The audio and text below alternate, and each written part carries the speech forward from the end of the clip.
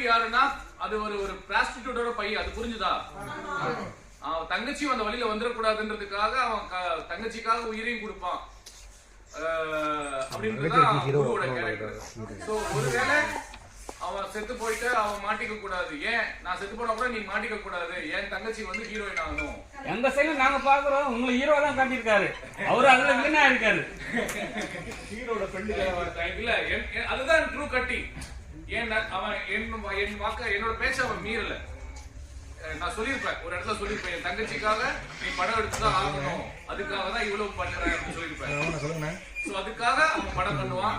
அது கடைசி சொல்லியிருப்பான், நான் அவன் தங்கச்சிக்காக பண்ணல, என் நண்பனுக்காக பண்றேன் அப்படின்னு. நான் அந்த படம் பண்ணது இந்த அந்த ஒரு வார்த்தைக்காக தான். உண்மையான நண்பன் அப்படின்னா அந்த தராசுல வைப்பாங்கல்ல கட்டி, நண்பர் ரெண்டு பேரும் ஒரே மாதிரி